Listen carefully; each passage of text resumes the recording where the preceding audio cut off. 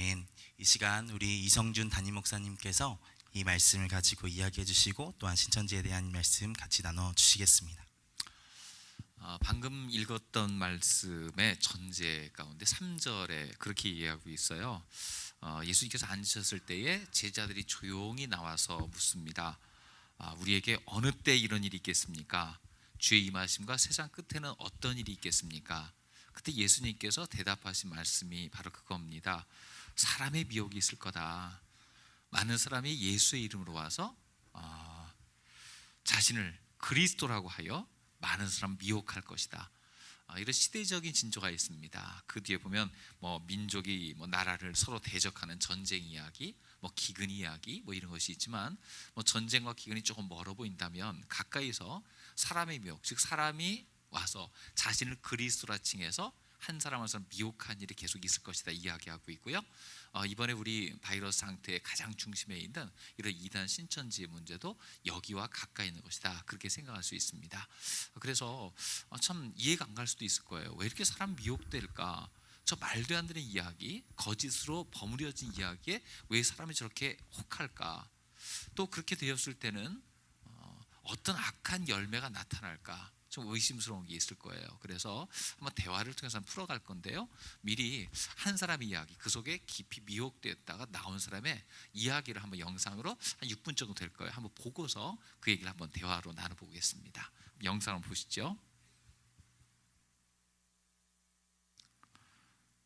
예, 영상 준비됐으면 틀어주시기 바랍니다.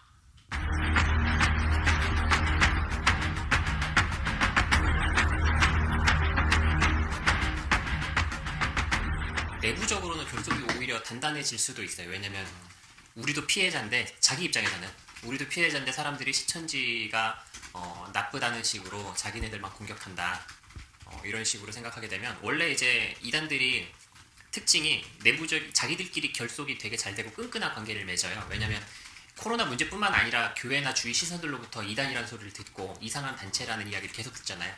우리는 전혀 문제될 거 없고 학교도 잘 다니고 있고 사회적으로 크게 문제를 일으키는 게 아니고 그냥 신앙생활 하는 건데, 그리고 자기네 입장에서는 사기포교가 교리적으로 맞는 거니까 우리는 성경대로 잘 신앙생활 하는 건데 사람들이 마귀가 사람들을 이렇게 조정해가지고 우리한테 이렇게 욕을 하고 핍박하고 피해를 준다 이렇게 생각하니까 외부적인 공격이 있다고 생각하면 내부적으로는 결속이 단단해지고 끈끈해지는 이런 측면들이 분명히 있더라고요.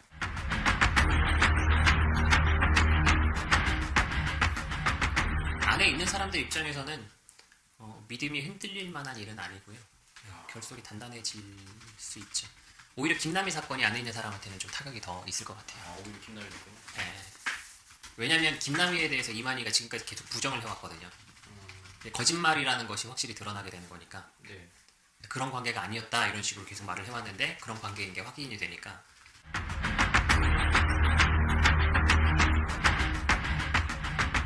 신천지 안에서도요. 네. 막 거기에 대해서 확실한 믿음을 가지고 막 인생을 다 투자한 사람들이 있는 반면에 네. 거기서도 예배만 겨우 나가고 조금 활동 열심히 안 하고 긴가민가 하거나 열심히 안 하던 사람들은 이번 사건이 계기가 될 수도 있겠죠.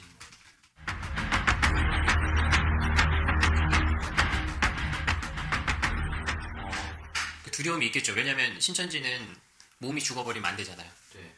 죽으면은 14만 4천이 못 되는 거니까. 네. 영생을 못 하는 거니까. 네. 그래서 당연히 두렵겠죠. 저도 그랬었어요. 저도 원래 신천지에서 부모님이랑 갈등이 있을 때 좀 아버지가 이제 실제로 그렇게 하려는 마음은 아닌데 하도 제가 말을 안 들으니까 갈등이 또 극심화되다 보니까 네. 칼 들고 위협을 하신 적이 있어요. 너 신천지에서 안 나오면은 그냥 다 같이 죽자 이런 식으로 위협을 하신 적이 몇 번 있는데, 그 이야기를 신천지에다 하니까 신천지에서는 아버지가 한 번 더 칼을 드시면 아버지 손을 잡고 스스로 찔리라고 하더라고요. 왜냐하면 스스로 찔리게 되면 칼에 찔린 상처는 병원에 가면은 경찰에 신고를 하게 돼 있잖아요. 그래서 네. 그걸 빌미로 해서 부모 자식 간의 관계를 끊어버리고 신천지로 와서 활동하자 이런 내용이었는데, 찔리려고 했을 때 알아보니까 칼에 찔리면 치사율이 60%가 넘더라고요. 죽으면 안 되는데 그래가지고 못했던 기억이 저도 있고, 죽어버리면은 신천지 사람들이 그렇게 바라고 원하는 14만 4천과 육체 영생에 이르지 못하는 일이니까 병 자체에 대한 두려움이 있을 거라고는 충분히 생각을 하고 있고요.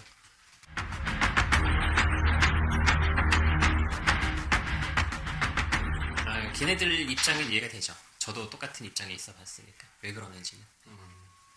엄청 피해 의식을 느끼고 있을 겁니다. 그리고 지금 왜요? 자기네들 입장에서 억울하게 느낄 거예요. 그 입장 표명할 때도 자기네들 피해자다 이런 얘기만 거의 네. 했잖아요. 실제로 그렇게 생각을 하고 있으니까 그러는 걸 거예요. 우리도 병 걸리고 피해자인데 왜 우리한테는 뭐라 그래 이런 생각을 자기들은 하고 있을 거고.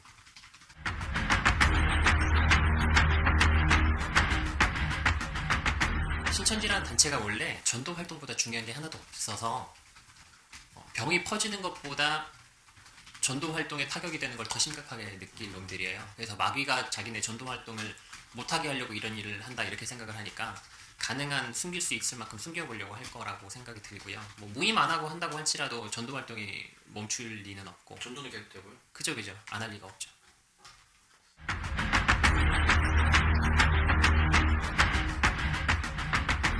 제가 신천지 사람이었을 때를 생각해보면 제가 부모님이 저를 아직 모르고 있잖아요.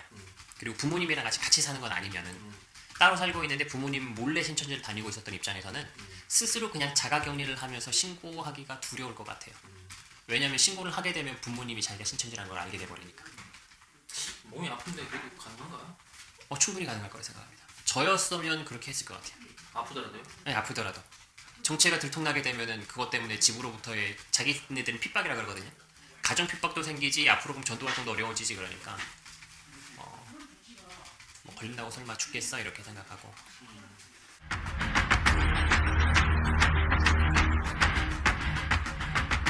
개별적으로 모일 것 같아요. 뭐 찜질방이라든지 아니면 카페라든지 아니면 좀 소그룹으로 모일 수 있는 뭐 그룹 스터디실이라든지 이런 것들이 있잖아요. 네. 그런 것들을 최대한 활용할 것 같고요.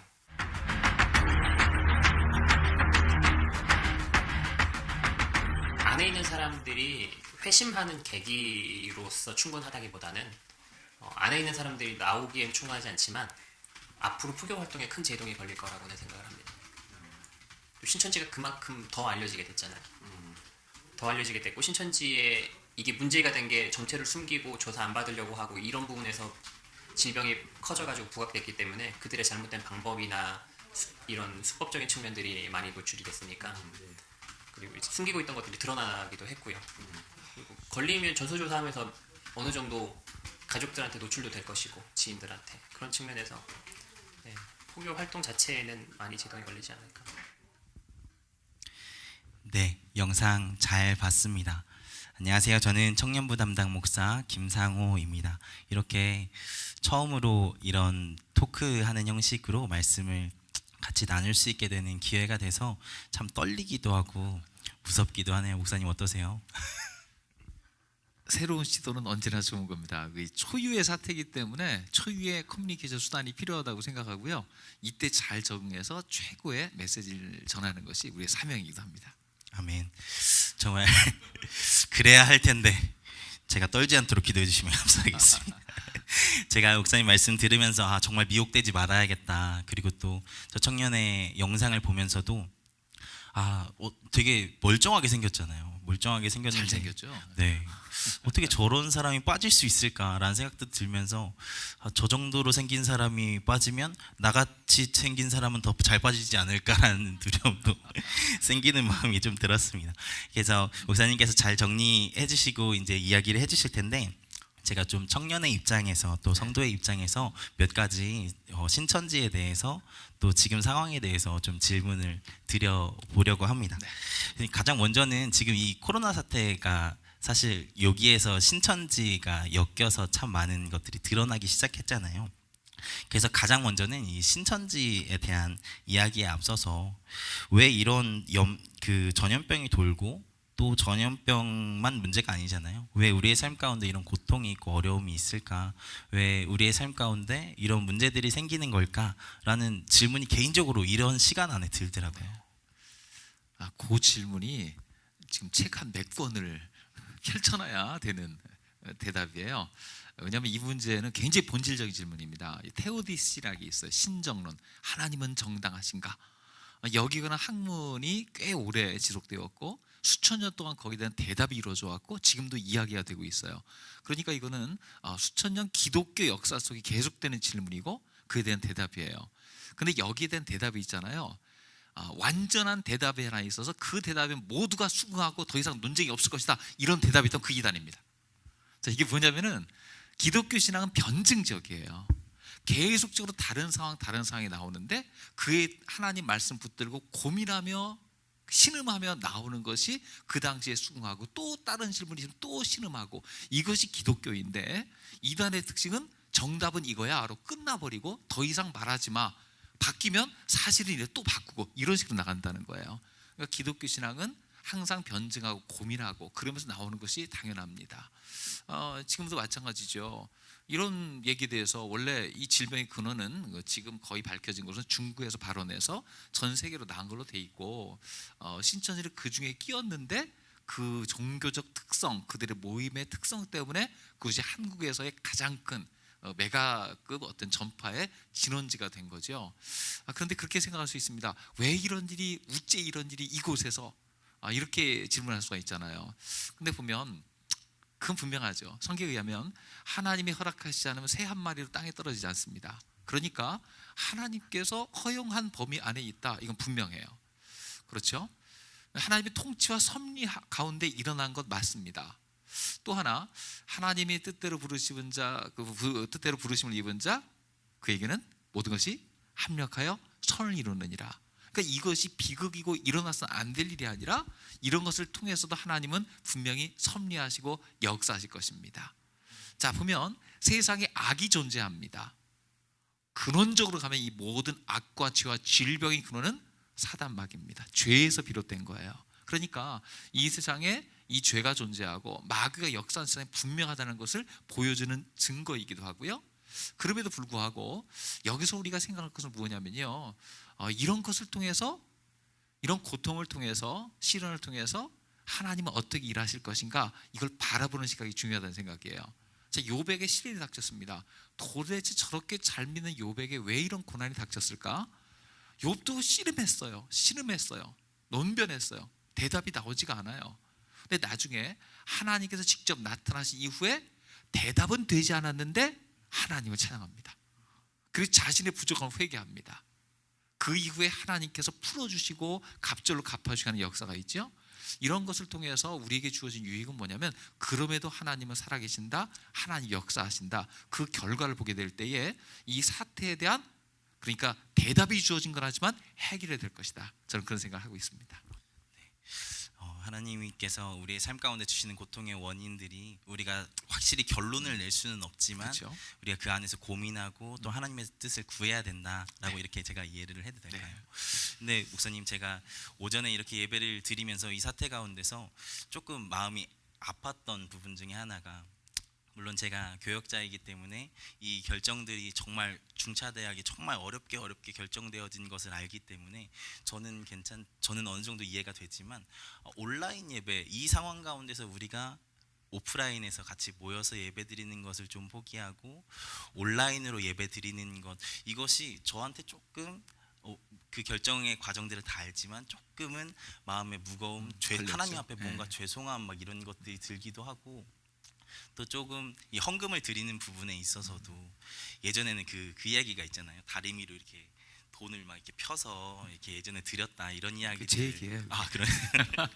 저는 아직 동전 드릴 때도 동전이 빛나야 되니까 그 흙에다 놓고 뺑뺑 돌리면요 반짝반짝해져요. 그렇게 드렸어요. 그래서 그렇게 예배를 드리고 헌금을 드렸던 그 경험들이 있던 사람들로서 이게 조금 마음의 무거움, 죄송함, 이 복잡한 감정들이 들더라고요. 이게 어떻게 좀 설명이 될 수 있을까요?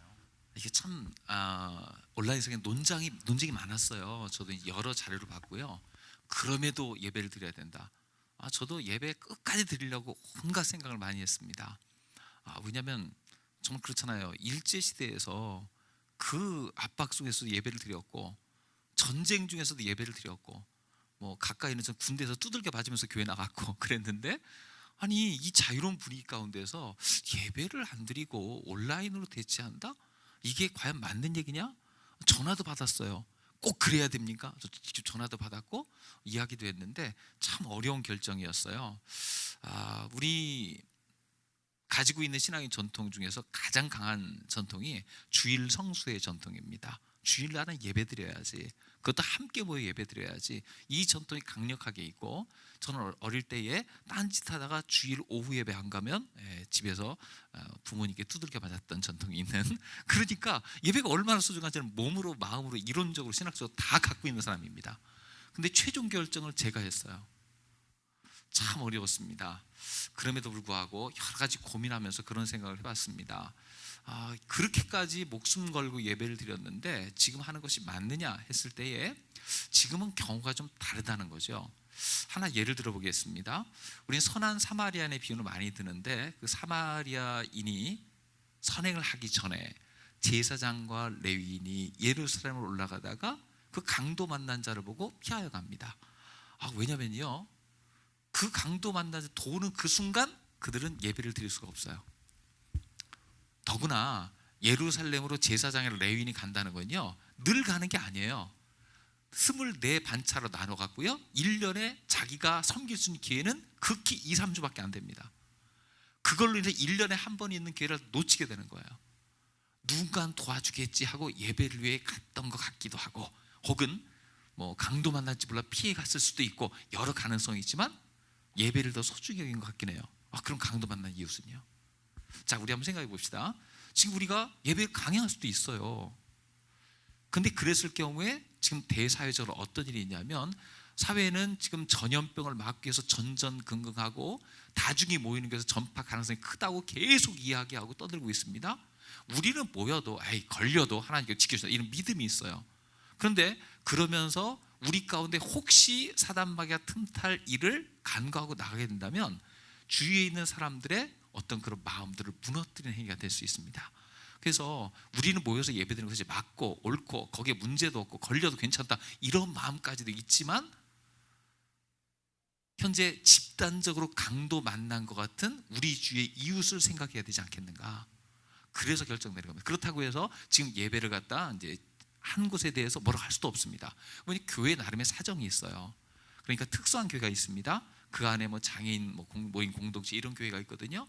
거기에 그 나름의 사정이 있고, 그럼에도 불구하고 예배드리는 곳은 그만한 결단과 준비가 있어서 예배드릴 겁니다. 그러니까 지금 저는 이걸 보면 뭘 생각하냐면요, 예배를 드리고 안 드리고가 문제가 아니라 이때 사단마귀가 틈타서 예배 드리는 사람을 정죄한다거나 예배 안 드리는 사람을 갖다 미워하게 한다거나, 이게 사단마귀의 가장 강력한 무기가 될 겁니다. 지금 온라인 예배를 드리냐 안 드리냐가 중요한 것이 아니라 이 틈을 타고 들어오는 사단마귀를 어떻게 대적할 것이냐가 문제예요. 예배는 드려집니다.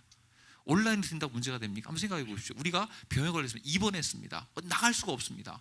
그러면은 병상에 누워있다고 이 사람은 주일 성수 안 한 거고 예배도 안 드린 거고 공동체 가지도 않은 거고, 그렇게 정지할 수 있습니까?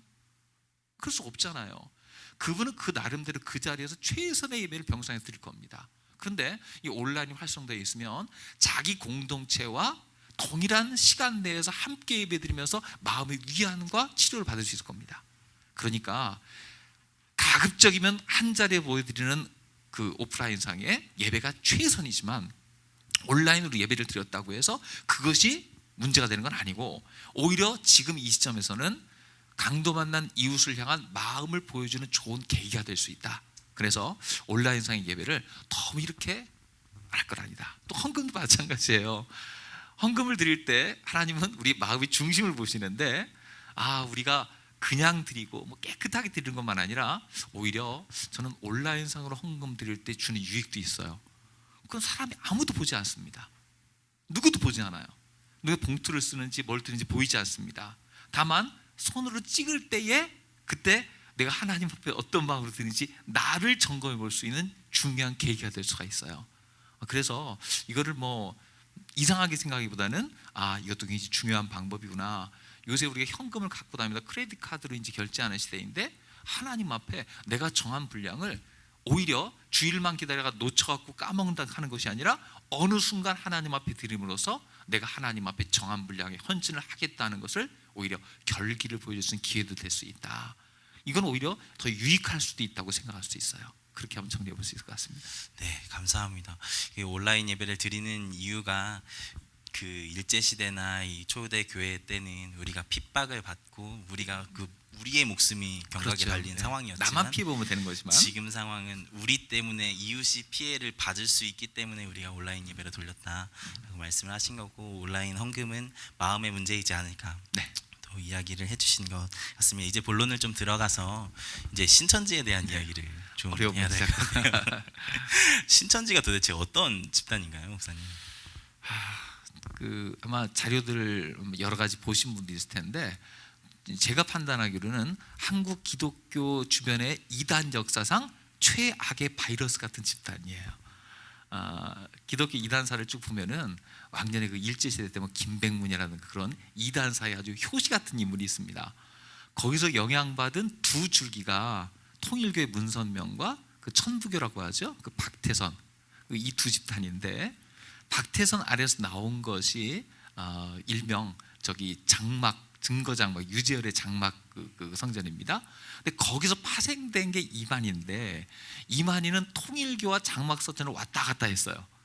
이 박태선파에서 연결된 그러니까 한국교회 주류 이단을 왔다 갔다 하면서 엑기스를 뽑아갖고 자기 마음대로 버무려 만든 게 신천지입니다. 그러니까 최악이죠.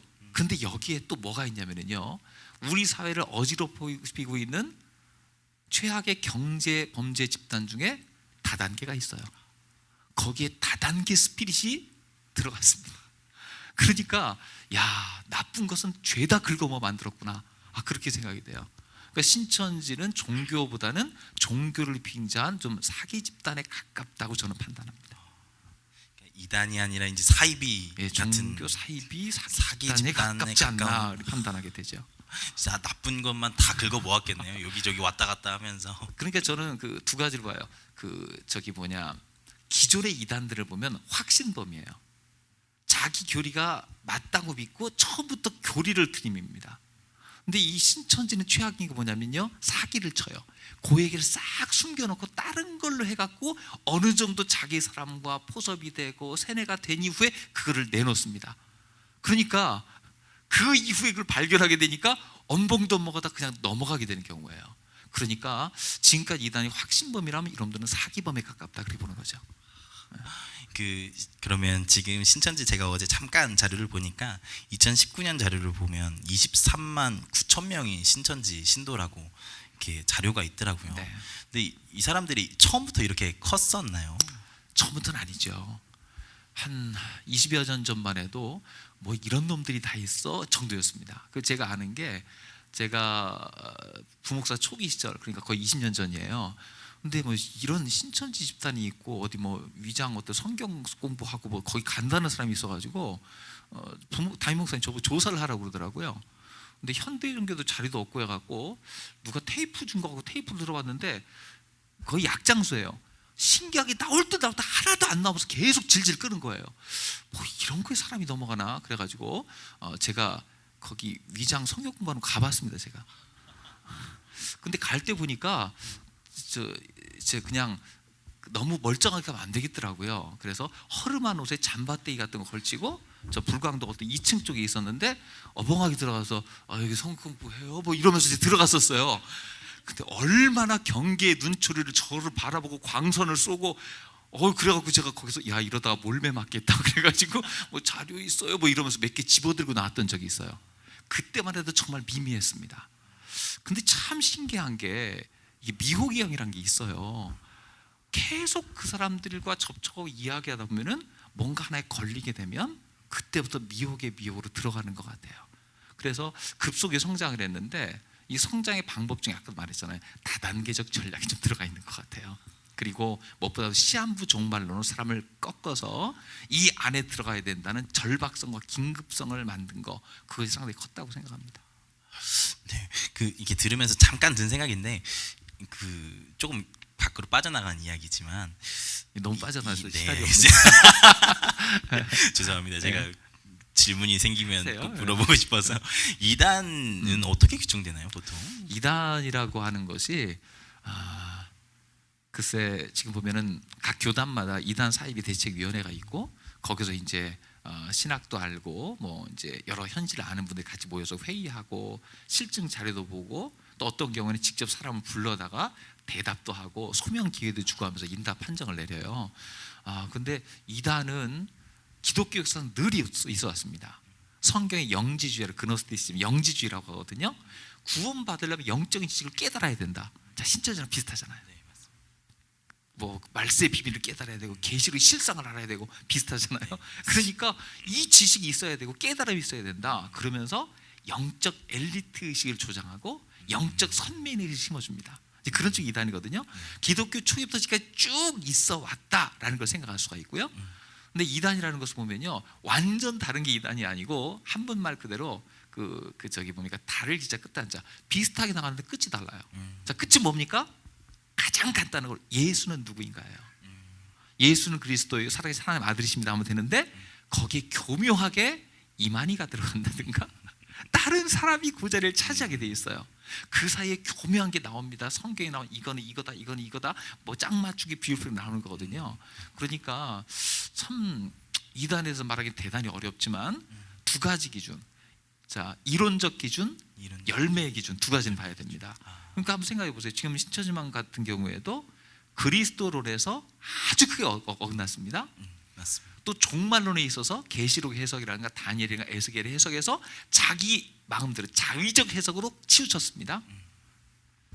자, 또 하나 생각하다 보면요, 구원론에 있어서도 그렇습니다. 소수의 깨달은 자만 구원받는다. 이건 하나님 굉장히 성경과 어긋나는 이론이에요. 자, 이걸 뭐 이제 정통 이론과 좀 비교를 해야 되지만 어긋난 거, 그러니까 이론적인 측면이 실제적인 측면입니다. 실제적인 측면에 봐서 먼저 결국은 어디로 우리의 시야를 돌리느냐, 교주에게로 돌리게 돼 있어요. 사람에게 돌아가면, 하나님이 아니라 사람에게 가게 돼 있어요. 또 하나 생각하는 것은 교리를 중시하다 보니까 윤리가 사라집니다. 이거 굉장히 중요한 기준이에요. 교리하다 보면 윤리가 없어요. 거짓말도 괜찮다. 말이 됩니까? 거짓과 거짓을 통해서라도 진리에 다다른다. 그럼 진리가 거짓이란 거 뭘로 구별할 겁니까? 윤리가 없습니다. 그러니까 정당한 교리에는 건강한 윤리가 따라가요. 그러나 잘못된 교리에는요, 왜곡된 윤리가 따라가요. 뭐 이런 걸 구분할 수 있겠죠. 또 하나 보자면은요, 돈 문제입니다. 돈이 어디로 향하느냐. 성도들이 복 받고 그 복을 통해서 다른 사람을 섬기는 데 가느냐, 그 돈이 중앙 집중해서 교주라든가 몇 사람에게로 들어가느냐. 다단계가 마찬가지잖아요. 상층부로 다 몰리게 돼 있습니다. 나머지는 노동 착취당하고 열정 착취당하고 결국 인생 착취당하는 거예요. 누구의 유익을 위한 거냐? 너의 유익을 위한 거가 하지만 결국은 위상층부에 있는 몇 사람이 이기로 향하게 돼 있어요. 그래서 열매로 그들을 알리라 했는데, 뿌리, 이론과 교리가 어디 있느냐, 열매, 결국 어디로 가느냐, 이 두 가지를 함께 보는 게 중요하다. 그렇게 생각이 듭니다.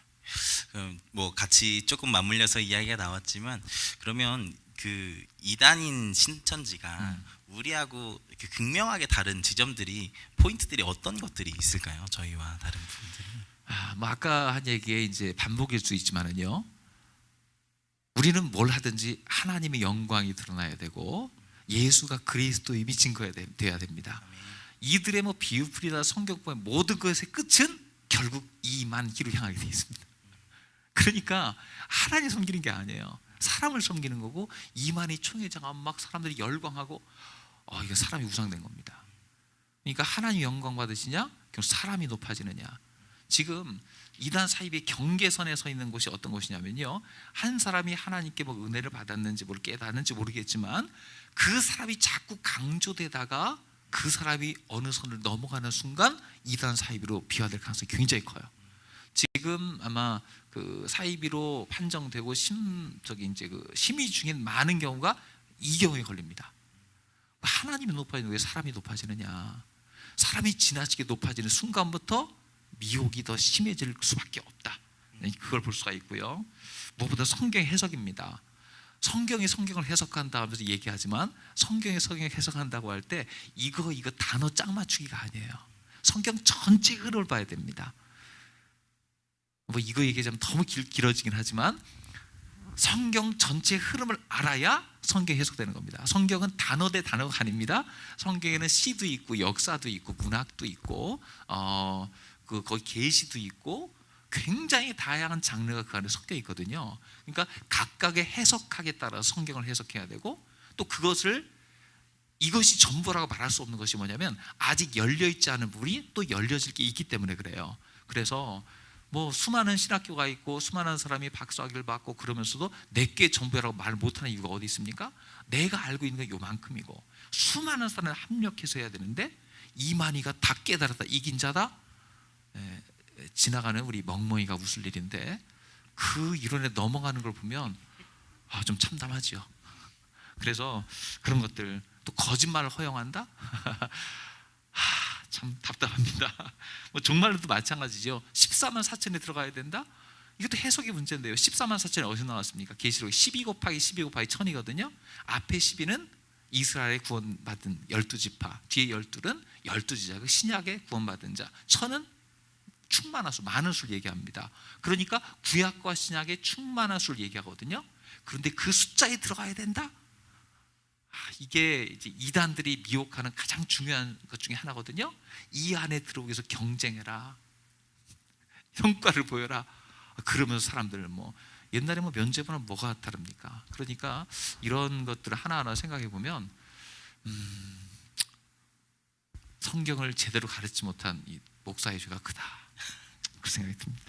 목사님 말씀하시는 걸 들으면서 하나님의 영광을 위하느냐 사람의 영광을 유익이냐? 위하느냐라고 이야기하시는 걸 볼 때 정말 저부터 조심해야겠다라는 생각도 들었습니다. 근데 또 한편으로는 그 거짓말에 대한 부분에 있어서 조금 이게 민감하지 않을까라는 생각이 들더라고요. 사실 기독교 안에서도 뭐 거짓말 해라 뭐 이렇게 이야기하지는 않지만 우리가 그 허용되는 하얀 거짓말이라고 하는 것들이 있잖아요. 전혀 예쁘지 않으신데 오늘 뵈니까 너무 예쁘시네요 라고 이렇게 뭔가 인사치레로 하게 되는, 제가 죄를 짓는 건지 모르겠지만 이 거짓말이란 도대체 뭐냐? 네, 거짓말 굉장히 어려운 겁니다. 성경에는 정언명령이라고 하죠. 거짓 증거하지 말지니라, 딱 하나입니다. 근데 이 거짓말의 종류도 굉장히 다양한데, 자, 어디는 허용, 어디는 불허, 어디는 삼각형, 이거 할 수 있습니까? 자, 성경은요, 성경의 정언명령이라는 건 뭐냐면 이 명령자는 변치 않는 겁니다. 거짓 증거하지 말지니라, 이건 절대 변하지 않아요. 그러나 사례를 볼 때에 도대체 거짓은 도대체 어떤 탈을 쓰고 나타나느냐, 굉장히 다양해요. 과장도 거짓일 수 있고요. 뭐라고 해야 되나요? 한 가지 예를 들어볼까요? 이거 되게 어려운 얘기입니다. 이거 변증하려면 이것도 이제 하루 종일 걸리는 얘기인데, 라합이 정탐꾼으로 숨겨졌습니다. 그 성사람이 와갖고 내놔라 했을 때에 갔다고 했습니다. 거짓말이가 아닙니까? 거짓말 같은데요, 같은데 이거 어려운 거라니까요. 근데 라합이 믿음으로 칭찬받았단 말이에요. 그러면 사람을 살리기 위해서는 거짓말해도 된다. 그럼 신천지 논리가 되는 거 아닌가요? 그게 애매하죠. 이게 굉장히 어려운 겁니다. 그러니까 자, 보세요. 자기의 거짓말을 만들기 위해서 거짓과 거짓을 쌓아서 진리로 인도한다. 이거는 새빨간 거짓말입니다. 그러나 방금 이 경우에는 어떻습니까? 지금 당장 한 사람의 목숨이 경각간에 달려있고 살려야 되고, 자, 지금 그 얘기를 함으로 말미암아 이 사람이 더 큰 죄를 범하는 걸 막을 수 있고 이 사람도 살릴 수 있어서 잠시 한 말이지 그것을 거짓말이다, 새빨간 거짓말이다, 거짓말 했잖아로 정지할 수 있겠습니까? 거짓과 거짓을 쌓아서 진리를 인도한다, 이건 진짜 거짓말입니다. 그러나 지금 당장 공산군이 쳐들어와서 이 누구 어디 있어 그랬을 때 지금 없어요, 아까 나갔어요, 이거랑 어떻게 차이가 있습니까? 이거는 그 경우마다 다른데요, 이거는 굉장히 어려운 논리입니다. 제가 윤리학에서, 제가 철학을 공부하면서 윤리학에서 이런 거에 대한 치밀한 논변을 봤거든요. 제가 그거 논리 따라가다가 머리가 쥐날 정도였어요. 거짓말의 종류와 허용 가능한 거 막 윤리적으로 따지는데 정말 어렵더만요.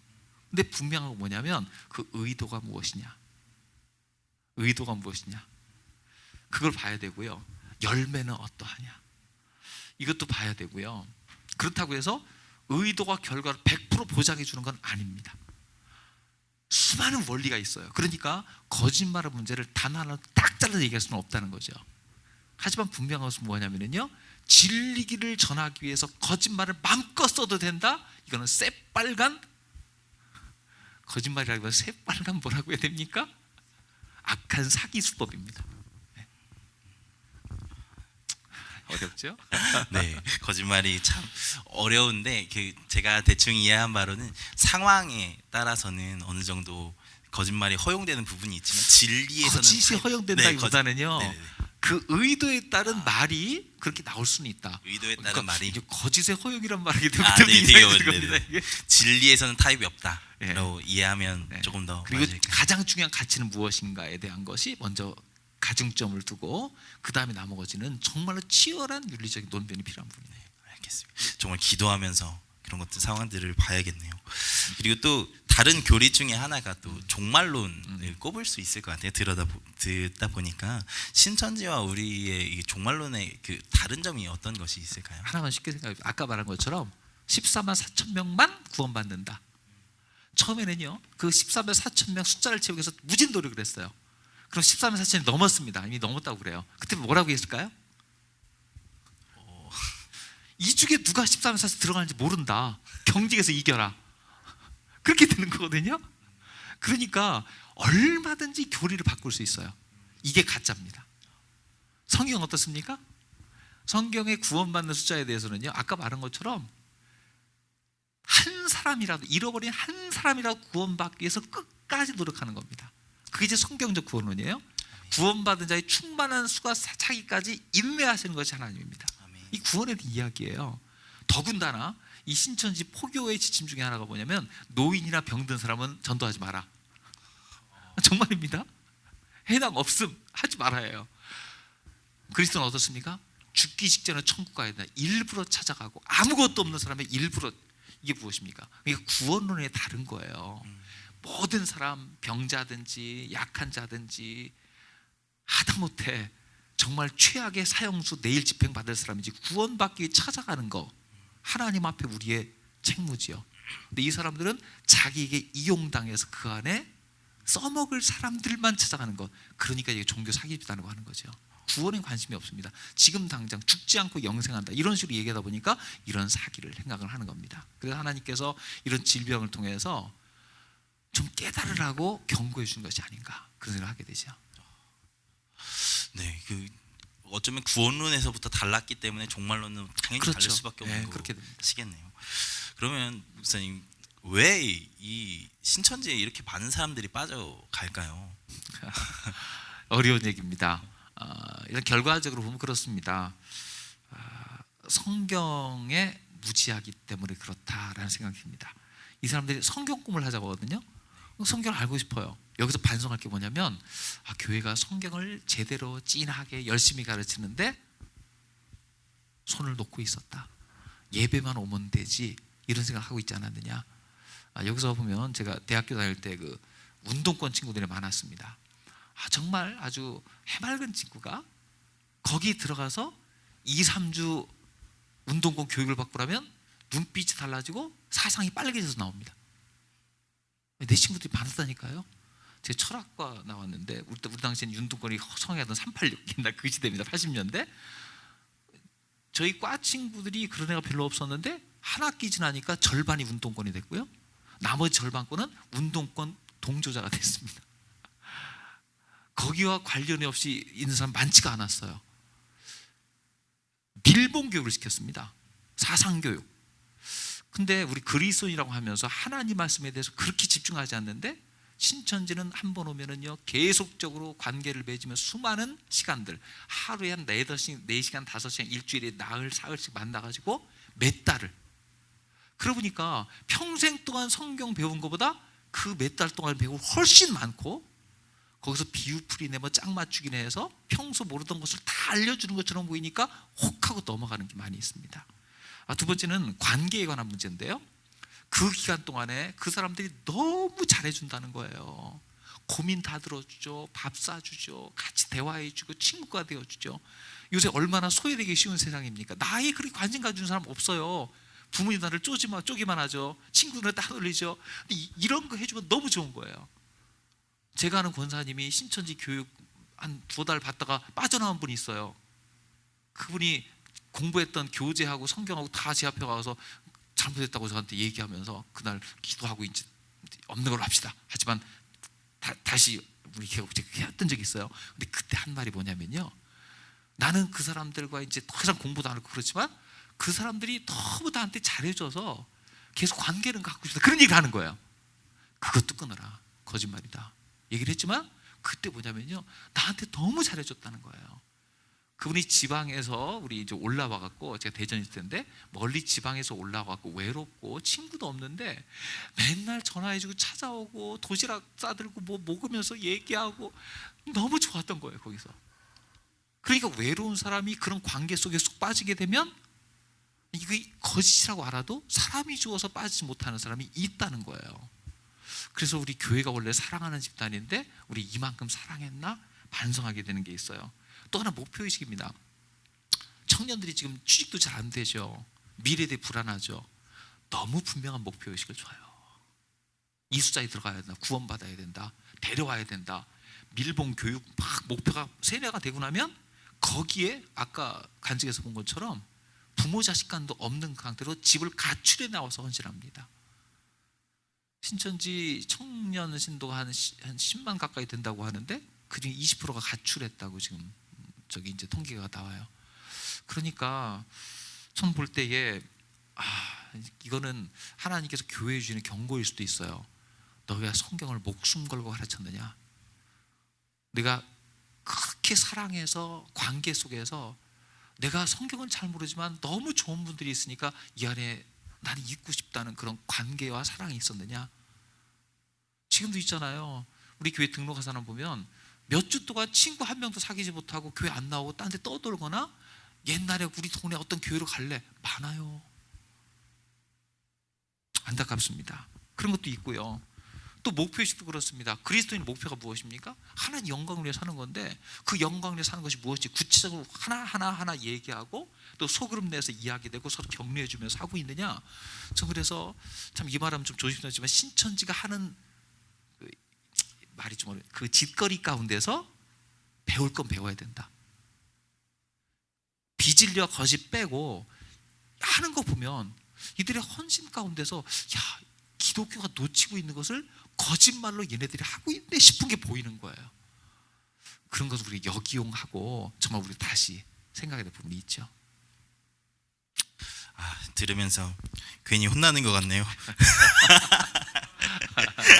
저 더 열심히 성경 가르치고 또 비전도 그럼요. 선포하고 사랑으로 품는 시간들이 정말 필요할 청년부회를 것 2시에 같습니다. 끝나고 그냥 하고 하하 웃다 끝나지 말고 도시락 싸서 저녁 먹고 밤까지 할 수 있도록 계획을 세워놓으면요 제가 열심히 도와드릴게요. 네. 들으셨죠? 네, 감사합니다.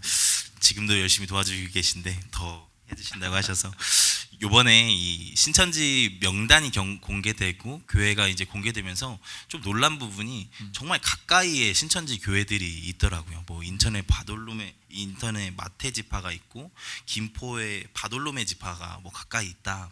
뭐 이런 이야기도 듣게 되는데 정말 신천지를 만나기가 쉬워진 것 같아요. 그러면 우리가 어떻게 하면 이 신천지에 안 빠질 수 있을까요? 자, 아까도 얘기했지만 거짓과 가짜로 점철되어 있습니다. 그런데 가짜를 분별해서 알려면 진짜를 알아야 됩니다. 그 얘기 들어보셨을 거예요. 위조 지폐를 감별하는 특별한 재능을 가진 사람이 전국에 아니 전 세계에 떠돌고 있는 위조 지폐 연구를 하지 않습니다. 진짜를 치밀하게 연구합니다. 진짜를 정확히 알게 되면 다 똑같지만 요게 바뀌었구나, 이 부분이 에러구나, 그걸 감별해서 눈이 생긴다는 거예요. 그래서 뭐 신천지 연구학 2단 쌤이라고 맨날 2단 연구, 2단 공부, 아니 성경 공부해야 됩니다. 성경이 바르게 해석할 수 있는 게 무엇이냐? 진짜를 바로 알아야 가짜가 어디에서 이런 가짜가 있고 여기서부터 미혹되면 딴 쪽으로 빠져나가는 잘못된 길이구나 하는 걸 알게 된다는 거. 그래서 성경을 더 잘 공부해야 되는 것이 있고요. 또 하나가 이 신천지 파고드는 것 중에 하나가 지도자에 대한 불신을 심어주는 겁니다. 그래서 현재 다니는 교회와 교회 지도자에 대한 신뢰를 가질 필요가 있습니다. 여러분 드라마 보면 그런 거 있잖아요. 누군가 와가지고 이간을 합니다. 그리고 신뢰할 만한 대상에 대해서 뭐라고 얘기합니다. 근데 그 얘기를 듣고서 보면 정말 그런 것 같아요. 그래갖고 막 이렇게 되는 얘기가 많이 있잖아요. 마찬가지입니다. 지금도 그래요. 누군가 가서 막 교회 지도자는 다 그래 하고 교회 유명한 지도자들이 좀 실수한 거나 뭐 잘못한 거 얘기하고 나서 너희 목사도 그래 뭐 이렇지 하면 그 색안경을 딱 끼고 보면은요 그렇게 보여요. 그러니까 무엇을 듣느냐가 그 사람의 선입견을 가지고 선입견 갖고 의심의 눈으로 바라보면 그렇게 보입니다. 그러니까 이것을 거두기 위해서는요 그 말을 듣고서 그냥 뒤로 꽁 하고 보는 것만 아니라 직접 찾아가서 이야기도 나눠주시고 이런 얘기했는데요 직접 면대면으로 확인을 하세요. 그리고 목사가 그런 얘기한다고 미워하거나 눈밖에 놔두고 그러지 않습니다. 대화도 하고 충분히 왜 그런 것이 있게 된다 연구도 할 것이고요. 아 내가 그런 면에서 나오면 반성도 할 겁니다. 힘들면 익명으로라도 얘기를 하세요. 그러면서 오해나 불신이 쌓이지 않고 기독교의 특징이 정직성과 투명성인데 가려지지 않았으면 좋겠어요. 우리 교회도 제가 이번에 리본델리 가면서 제일 많이 강조한 것이 뭐냐면 가려진 데를 다 없애버리자. 유리가 어마어마하게 많아졌습니다. 왜 그렇습니까? 다 보라고. 어느 공간이건 문 딱 닫아 걸고 우리끼리만 이것이 아니라 우리 예배는 모두가 함께 보고 즐거워할 수 있는 공유하는 공간이고 보였으면 좋겠어요. 교회 내에 닫힌 공간이 거의 없었으면 좋겠어요. 물론 화장실 빼고 나머지는 정말 그래야 되는 것을 빼놓고서는 서로 열려 있어서 누구든지 저 모임이 저렇게 교제하는구나 이걸 보면서 함께 교제하는 게 너무나 중요하다는 거예요. 투명성. 우리 교회가 너무 만만한 게 뭐냐면 아무나 들어와도 좋어요. 신천지는 7개월 동안 해가지고 등록돼서 지분인식 안 해서 못 들어와요. 근데 우리는 투명성이 너무 지나치다 보니까 외부 바이러스에 취약한 면도 있어요.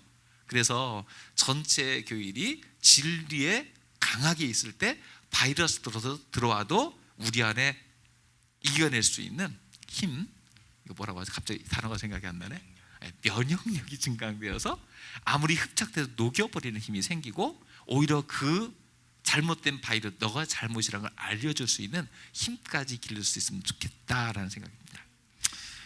우리가 말씀으로 또 영적으로 준비되어져야겠다라고 생각이 드는 시간이었습니다. 이게 마지막 전인데 준비되신 분 중에 네, 준비된 질문은 아니긴 한데 이만희가 제가 보기에는 곧 가실 것 같거든요. 아마 그럴 거예요. 그 이후에는 어떻게 해야 될까요? 이단의 특징 중에 하나가요. 이단에 빠진 사람들의 얘기를 들어보니까 어느 한 곳 이단에 있어가지고요 실망하거나 빠져나왔다. 그럼 정통교회로 올 것 같은데 다른 이단에 간답니다. 그래서 이단을 전전하는 경우가 많아요. 왜냐하면 기존 교회에 만족을 못하는 거예요. 그리고 기존 교회 가도 이 사람에 대해서 1대1로 혹은 집중적으로 거기에 대해서 백신을 투여해주고 치료제를 줄 만한 교회가 많지가 않다는 거예요. 그래서 지금 보면 우리 이만희 씨가 지금 나이가 90이 넘었다고 하는데 조만간 하나님 앞에 가는 것이 아니라 좀 어두운 곳에 갈 것 같은 느낌이 이제 들고 있습니다. 강력하게 들고 있습니다. 가기 전에 회개하고 돌아오기 저는 기대하고 있습니다. 그런데 그렇게 된다면 조직은 흔들릴 거예요. 하지만 이 친구들이 항상 교리를 변개하는, 교리를 바꾸는 것이 너무 능하기 때문에 온갖 교리를 바꾼 겁니다. 왜냐하면 하나님의 교회가 안상홍이 죽고 나니까 안상홍의 영이 그 부인에게 임했다고 해서 하나님 어머니가 됐습니다. 조직이 와야 되기보다 더 또 다른 방에 포교하거든요. 그러니까 이만희 씨가 갔다고 해서 이 조직이 갑자기 사라지거나 어려지는 않을 겁니다. 다만 그때 흔들리는 사람, 실망하고 바꾸는 거 보고서 깨달은 사람이 교회로 돌아올 때에 그들에게 진리를 가르치고 변증해 줄 수 있는 정말 영적으로 잘 무장하여서 이들의 잘못된 교리도 알고 말씀의 기초도 선 사람들이 잘 대응하고 이해해 줘서 바꿀 수 있는 그런 사람들을 지금이 키워야 될 때이다. 얼마 안 남았다. 키워야 된다. 그리고 그럼에도 불구하고 변개된 걸 갖고 계속 여기는 유지할 거고 할 건데 그에 대한 대책도 지금 세워야 된다는 겁니다. 특별히 우리 교회가 이 지역에서 그래도 주도적인 교회로서 이 일을 위해서 지금 준비해야 될 때이고 그런 사명을 우리가 갖고 있다 생각할 수 있죠. 우리가 이 시간을 통해서 신천지에 대해서 더 잘 알 수 있는 시간이 되었던 것 같고 또 신천지만이 아니라 우리 자신을 좀 돌아보는 시간이 된 것 같아서 참 유익한 시간이었던 것 같습니다. 지금은 사실 주일 오후 예배로 드려지기도 하지만 또한 청년 사부, 주일 사부 청년 예배로 드려지는 시간이기도 한데 목사님께서 청년들에게 또 한마디 해주시고 좋은 말씀 해주시고 기도해 주시고 이 시간을 좀 마무리해 주셨으면 좋겠습니다. 우리 청년들한테 되게 미안한 게 있어요. 좀 더 믿어주고 신뢰해주고 더 많은 분을 함께 해야 되는데 지금 신천지에 청년들이 많다고 하는데 누가 분석을 해놨더라고요. 경제적으로 불안정하고 고민과 상처받는 사람들에게 찾아가서 믿어주고 높은 지위를 주고 사명을 주어서 그들의 열정을 활용하고 있다. 그거 보면서 그 생각을 했습니다. 교회가 우리 청년들을 좀 더 믿어주고 시간도 투자해주고 우리 청년들이 더 열심히 하나님 나라에서 일할 수 있도록 사명을 줘야 되는데 점점 교회가 좀 보면은 오랜 동안 경험이 있고 이런 분들 중심으로 나아가게 되면서 다음 세대에 대한 관심이 너무 좀 실제적으로 부족했다라는 생각이 들어요. 그래서 이 부분에 대해서는 정말 치열하게 고민하면서 우리 청년들이 그 열정을 하나님 나라에서 어떻게 쓸 것인가. 저만 해도 하룻밤 새고 나면 그 다음날 골골한데 우리 청년들은 밤을 새도 그 다음날 쌩쌩한 우리 청년들이 그 체력과 열정을 하나님 앞에 쓸 수 있도록 도와줘야 되겠다, 이 생각도 들고요. 그러기 위해서는 우리 청년들도 현재 기성세대를 보면서 도움을 좀 많이 받아야 됩니다.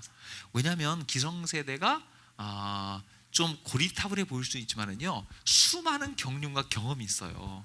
그걸 이해해줘야 됩니다.